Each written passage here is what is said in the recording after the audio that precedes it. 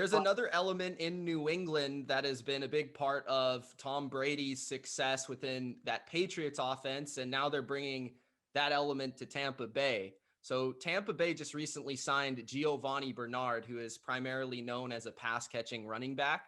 Yep. Tampa Bay had the most drops at the running back position last year, and despite that, they won the Super Bowl.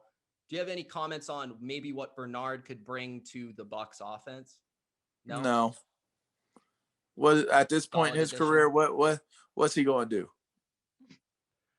I Bring think some.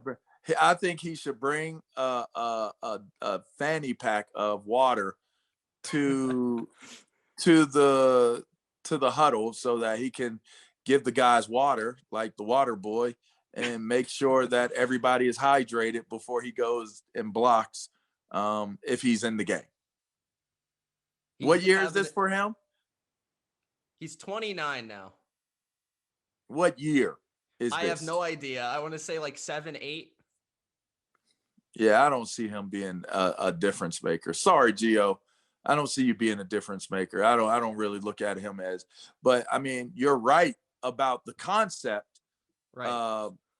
You're wrong about the idea of it being what it is it made for. Tom Brady is the success. Period. What you put with that is what you put with it. But Tom Brady is the success. So whether you get a pass catching running back or you have running backs dropping the ball, whatever it is, Tom Brady is the success. And that's where the Bucs begins and where it ends. And I think we found that out this past year.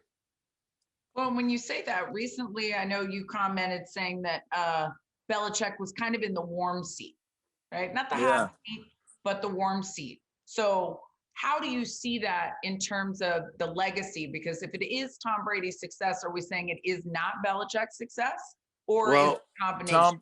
Tom Brady has already added, not one season removed from New England, added another Lombardi trophy to his resume.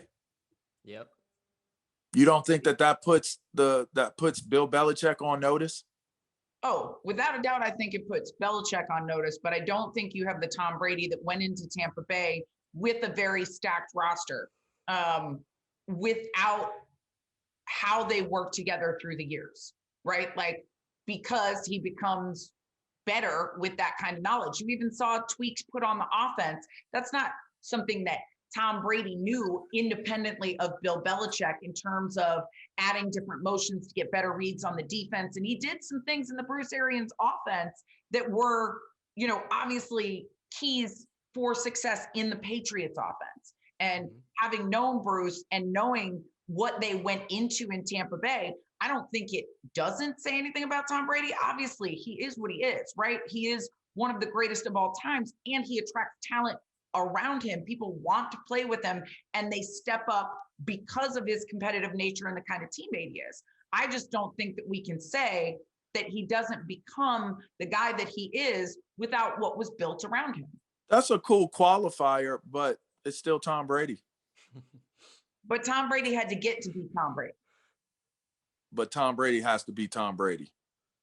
Like that. Like I asked somebody the question the other day: if Aaron Rodgers went to New England, would New England have had the same record or did better with Aaron Rodgers? Because I think Aaron Rodgers, as a quarterback, like gifts wise, talent wise, is a better quarterback than what Tom Brady is. My answer is hell no. You don't get the same results.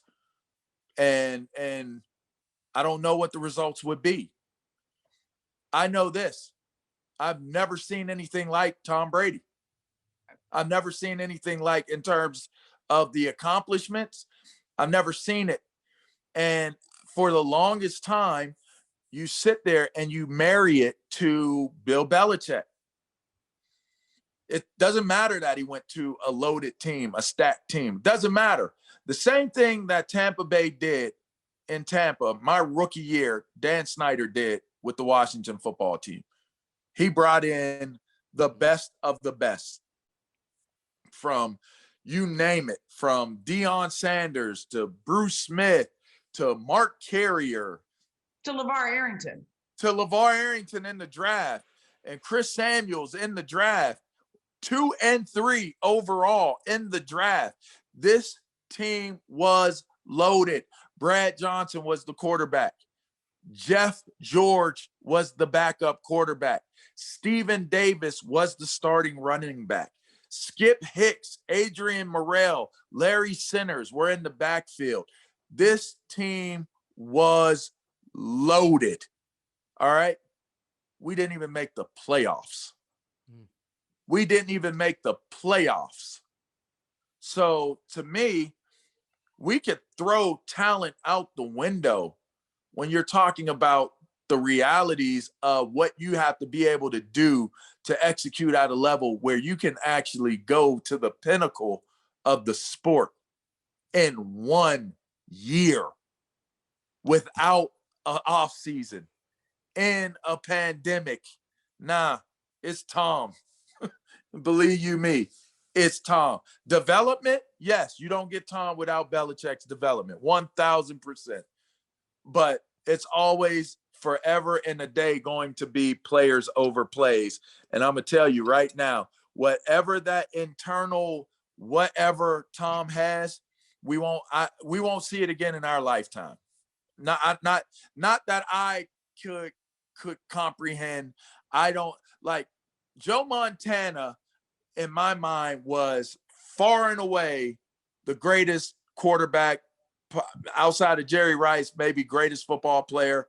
Arguably, in my opinion, I think Jerry Rice was the greatest, but Tom Brady's not the greatest athlete you'll ever see. Tom Brady is not going to check off the boxes on anything in terms of greatest and strength, size, speed, quickness, agility, vertical, none of that.